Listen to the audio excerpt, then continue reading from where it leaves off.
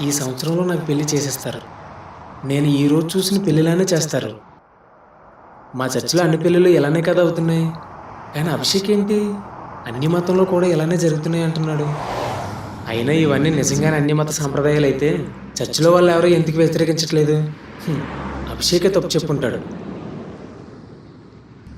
మ్మ్, అభిషేక్ తప్పు చెప్పాడని సరిపెట్టేసుకుందామా? లేక చాలా విషయాల్లాగానే ఈ విషయాన్ని కూడా క్రైస్తవులు ఆలోచించకుండా సాగిపోతున్నారంటవా? హా, ఏంటి ప్రభు నాకు ఈ కన్ఫ్యూజన్. దీని నుండి ఎలా బయటపడాలి? అసలు ఒక క్రిస్టియన్ మ్యారేజ్ని వాక్యానుసారంగా ఎలా చేసుకోవాలి? ప్రైస్ట్ లాడ్ జానీ. అన్నా, ఏంటన్నా ఏమైపోయావు?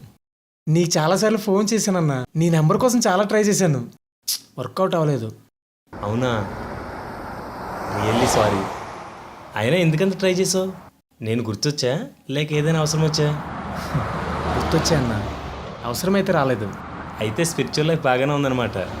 ఆ, నిన్నటి వరకు బాగానే ఉంది. అదేంటి ఈరోజు ఏమైంది? ఈ ఇయర్లో నాకు పెళ్లి చేయాలని మా వాళ్ళు డిసైడ్ అయ్యారు. హ్యాపీ కదా? ఏం హ్యాపీ అన్నా. ఇంతకు ముందు నాకు నచ్చినట్టు తిరిగాను. మారు మనసు పొందాక ఇంట్లోనూ, ఆఫీస్లోనూ, ఫ్రెండ్స్ దగ్గర ఇలా ప్రతి చోట వాక్యానుసారంగా జీవించడానికి ప్రయత్నిస్తున్నాను. పర్వాలేదు, దేవుని సహాయంతో బాగానే సాగిపోతున్నాను. ఇప్పుడు మ్యారేజ్ అనే విషయం నా ముందుకు వచ్చింది. దీన్ని ఎలా అధిగమించాలి? క్రిస్టియన్ మ్యారేజ్ని వాక్యానుసారంగా ఎలా చేసుకోవాలి? ఈ ప్రశ్నలు నాకు ఎదురవగానే నాలో భయం మొదలైంది. భయం ఎందుకు? మ్యారేజ్ అనేది మనిషి జీవితంలో చాలా ముఖ్యమైనది కదా. దేవుడు కూడా వివాహ వ్యవస్థకి చాలా ప్రాధాన్యత ఇచ్చాడు.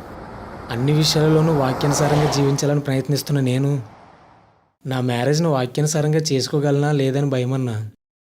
జానీ, పరలోకమందున్న మా తండ్రి, నీ చిత్తం పరలోకంలో జరుగుతున్నట్లు భూమి మీద కూడా జరిగించు అని ప్రార్థించేవారు చాలామంది ఉన్నారు. కానీ తమ జీవితాల్లో దేవుని చిత్తాన్ని జరిగించాలని ప్రయత్నించేవారు ఎక్కడా కనిపించడం లేదు. నిన్ను చూస్తుంటే నాకు చాలా సంతోషంగా ఉంది. కానీ నీ మ్యారేజ్లో దేవుని చిత్తం జరగాలంటే నువ్వు చాలా సమస్యలు ఎదుర్కోవాల్సి వస్తుంది. ఎదుర్కొంటానన్నా. ప్రభు నా కోసం ప్రాణం పెట్టాడు. నేను ఆయన సొత్తుని. నా విషయంలో ఆయన ఇష్టమే జరగాలి.